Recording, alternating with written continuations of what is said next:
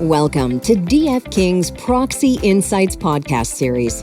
Zally Ahmadi, SVP Corporate Governance, ESG, and Executive Compensation, is your host for today's episode. She is joined today by Richard Grubaugh, Senior Managing Director, DF King, and Michael Madalon, SVP Corporate Proxy. I'm Zally Ahmadi. I head up the Governance, ESG, and Exec Comp Advisory Group over at DF King, and I'm here with Mike Madalon and Rick Grubaugh, who are two of the heads of the proxy solicitation program we have here.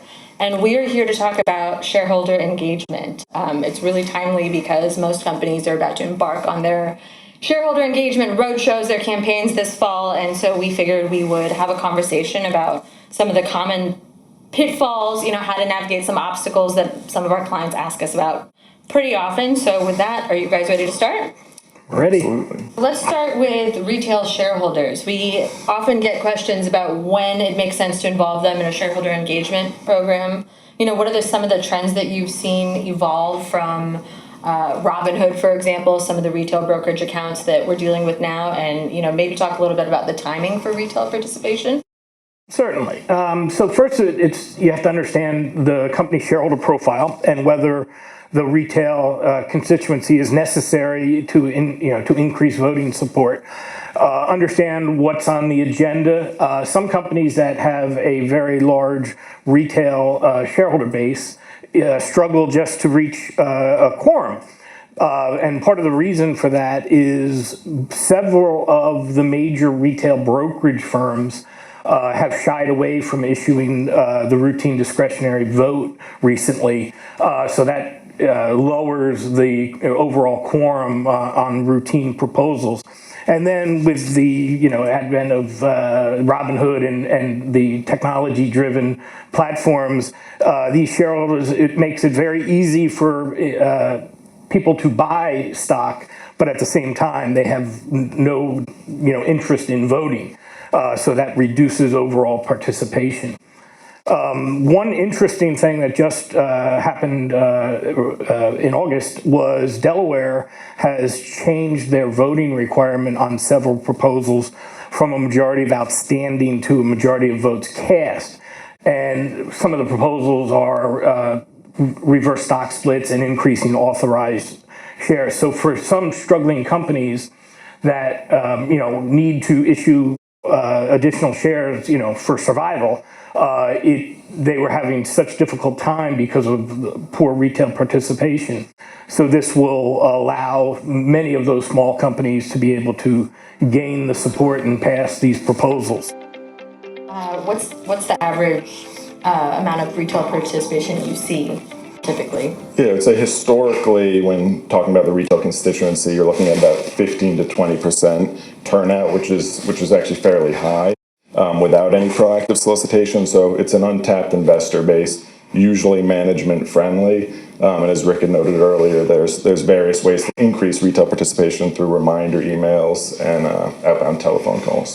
But it's important to note there is some time delays in setting up for a retail campaign. You need to request the non-objecting beneficial owners list, which takes some time to get, and then get phone numbers and things. So you need to have a strategy in place before the last week, and you find yourself scrambling to get those retail votes.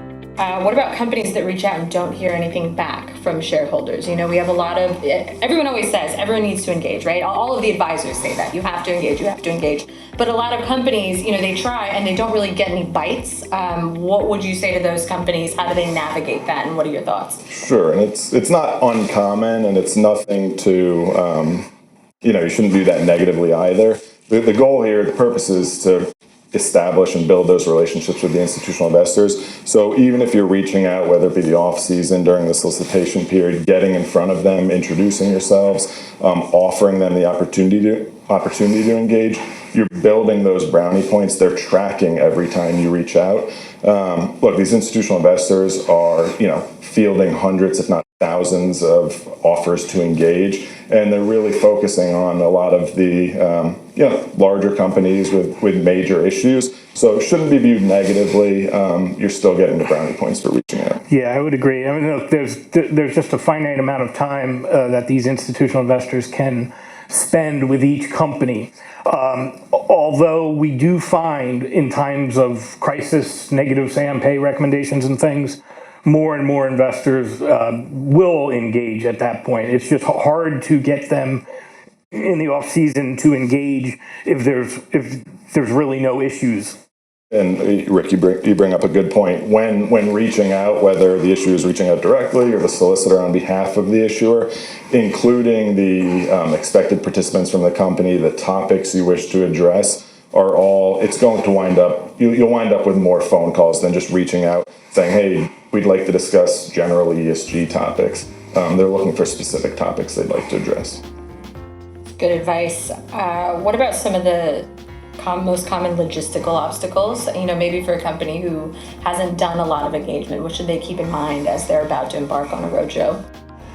Well, I would just add, companies are very used to setting their own time schedule.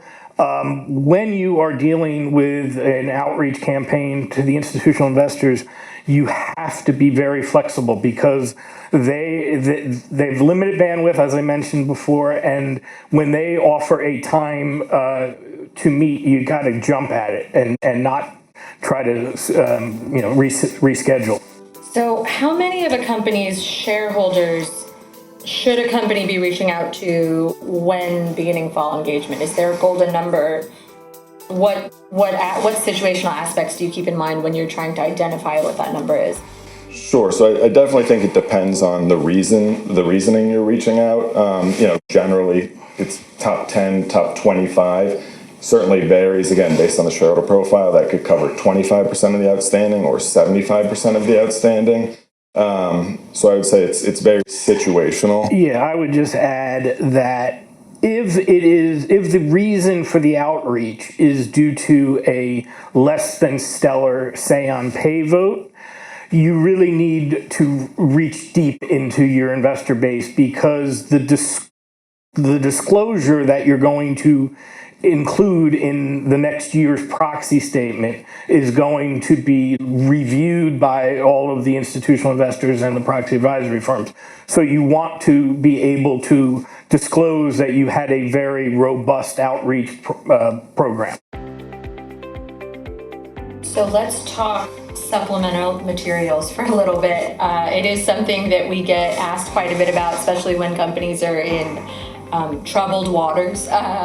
What are your thoughts on decks, supplemental materials? Are there any downsides? What should companies keep in mind if they're thinking about using this strategy? Yeah, especially in the face of a negative SAM pay recommendation, having a supplemental deck covering additional materials is helpful in the engagement with the institutional investors. It gives the institutional investors the ability to say that, due to the additional disclosure that a company released, that's why they can vote, contrary to a proxy advisory firm.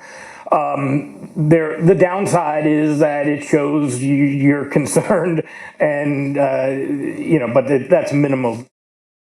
Right, and I would add that you don't want the supplemental material, you don't want to come off as defensive, for example, refuting every single one of ISS's issues. Should really be used to tell your story, make sure the clear picture is out there.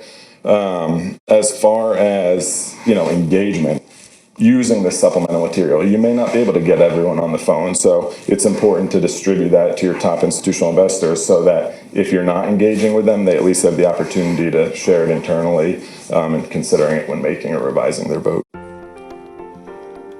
So what about the people on the calls on the company side? Is there anyone who should not be on the calls, who should be on the calls? What's your general advice for that? All issue dependent, but obviously the most engagement we see is with SAM pay issues. So obviously with a SAM pay issue, obviously the CEO should not be on the engagement calls defending the comp package, and most of the larger investors expect now that there would be either the head of the comp committee or at least a member of the comp committee on that call. And then I would just say on a governance related call, they're looking for the head of NomGov. Agree. Very, very situational, making sure you understand the topics that that particular investor is focused on to ensure that you have the right people on the call.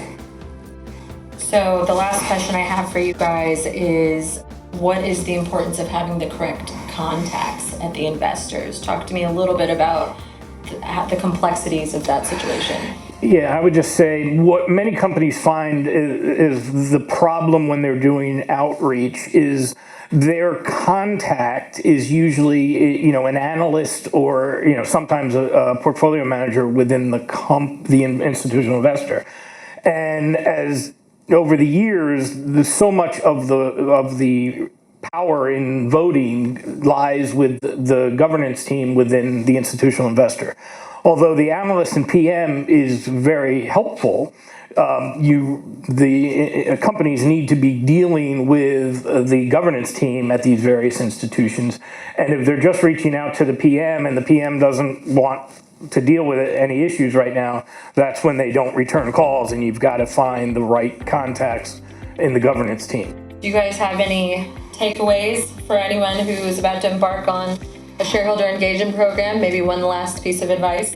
I would say timing is very important. Right now we're dealing with institutional investors filing their NPX voting records, so we have a lot of companies and clients that are gearing up for their off-season engagement, primarily used for that information gathering, understanding why shareholders may have voted against, or if they're considering making changes for the 2024 annual meeting. The timing is. Yeah, I would just say right now, as we lead into the fall, is when most institutional investors are prepared for off-season engagement. But as I said, their clock is filling up quickly. So you really need to be prepared to have the engagement wrapped up, really before you can go into the end of January, but it really has to be done sooner than later. Okay, thanks guys so much. Thank you. Thank you for joining us for this episode of Proxy Insights. If you enjoyed this show, please follow us on your platform of choice. If you would like to learn more about DF King, please visit our website,